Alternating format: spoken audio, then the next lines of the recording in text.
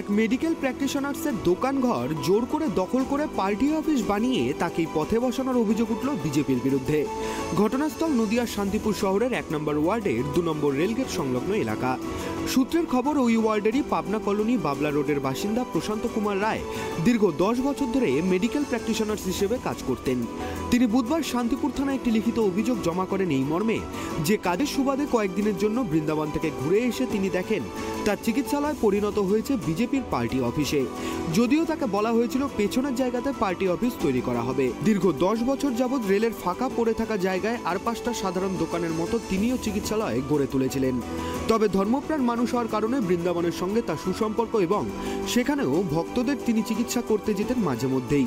আর এই সুযোগকেই কাজে লাগানো হয়েছে বলে অভিযোগ তার। প্রশান্তবাবুর অভিযোগ অনুযায়ী লিখিত কিছুই হয়নি, সম্পূর্ণ মুখের বিশ্বাসেই তিনি চাবি দিয়ে দিয়েছিলেন।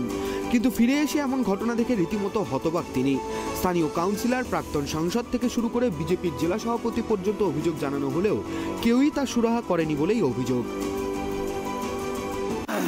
২ নম্বর রেলগেটে আমার একটা পজিশন আছে, ঘর, সেখানে আমি আজ দীর্ঘ ১০ বছর ধরে আমি পেশা ডাক্তারি করি। এই ডাক্তারি করে আমার দুটি রুজি, আমার সংসার চালাই। ডাক্তারি বলতে এই পল্লী চিকিৎসক, অ্যালোপ্যাথি ডাক্তার।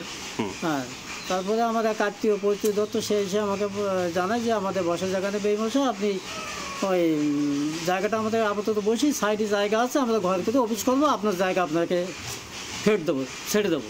কিন্তু আজ অবধি তারা আমার জায়গায় বসে আছে, আমি আপাতত বসতে পারছি না। বিজেপি পার্টি অফিস হয়েছে সেখানে, না তেমন কোনো কিছু হয়নি।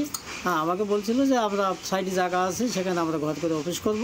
হ্যাঁ, আপনার জায়গা এই ৮-৯ মাস হবে। এই ব্যাপারে আমি এই বিজেপি ঊর্ধ্বতন কর্মকর্তাদের সাথে যোগাযোগ করে কোনো ফলপ্রসূ হয়নি। হ্যাঁ, তারপরে আমি আইনত ব্যবস্থা নিয়েছি। যদিও এ বিষয়ে প্রাক্তন সাংসদ জগন্নাথ সরকার বলেন জায়গাটি রেলের, সেক্ষেত্রে ওনার মালিকানা কিভাবে হয়। তবে এই এলাকার কর্মীরা এখানে দীর্ঘদিন ধরে পার্টির কাজকর্ম করেন। রেল যদি আগামী দিনে কোনো সিদ্ধান্ত নেয়, সেক্ষেত্রে সকলের যা হওয়ার পার্টি অফিসেরও তাই হবে। দেখুন, এরকম হয় না, কারো ঘর কেউ বিজেপি কোনোদিন দখল করে না।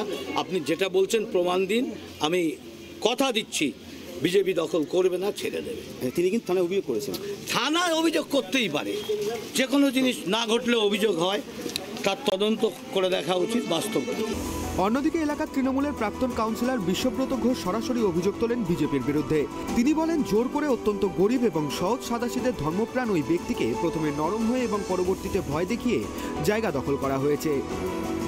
আমার যতটা জানা আছে, উনি বিগত ১০-১২ বছর ধরে এখানে ডাক্তারি করেন, আর মাঝে সাঝে উনি বৃন্দাবন চলে যান।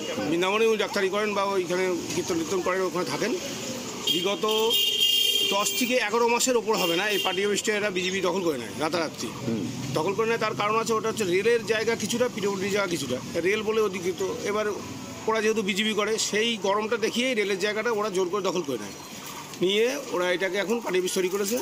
কিন্তু প্রথমে নাকি কথা ছিল, আমি শোনা কথা, আমার এলাকার যেহেতু আমি একদম আমার পাশেই বাড়ি, আমি শুনেছিলাম যে ওরা বলেছিল পার্শ্ববর্তী জায়গায় একটা করবে, সেখানে পাশে জায়গা ফাঁকাও আছে, সেটা না করে ওরা কি করেছে, ওইটাই দখলদারি করে বসে আছে। এবং ভদ্রলোক এখন এসছে নিশ্চয় অবস্থায়, ওখান থেকে হয়তো কোনো অসুবিধার মধ্যে পড়ে গেছে, এখানে এসে চাইছে যে আবার পুরনো পেশা ফিরে যাবেন, কিন্তু এখনও জায়গাটা না পাওয়ার দরুন উনি আর সেই পেশায় ফিরে যেতে পারছেন না। যদিও অভিযোগ সম্পূর্ণ অস্বীকার করেছেন বর্তমান ১ নম্বর ওয়ার্ডের বিজেপি কাউন্সিলর মহানন্দ বিশ্বাস। তিনি দাবি করেন, এ ধরনের অভিযোগ সম্পূর্ণ ভিত্তিহীন এবং রাজনৈতিক উদ্দেশ্য প্রণোদিত কিনা তা খতিয়ে দেখতে হবে।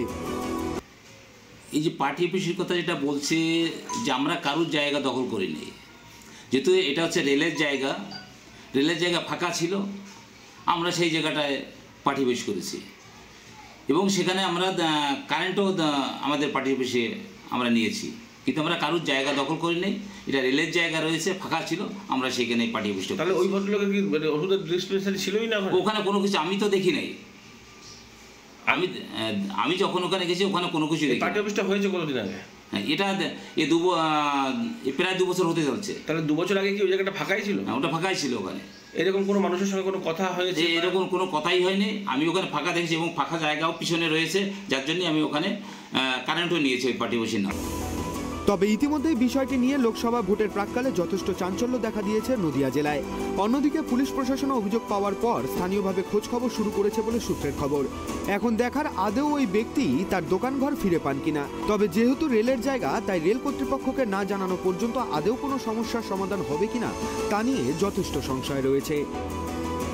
নদিয়া থেকে মলাদের রিপোর্ট, ট্রাইব টিভি বাংলা।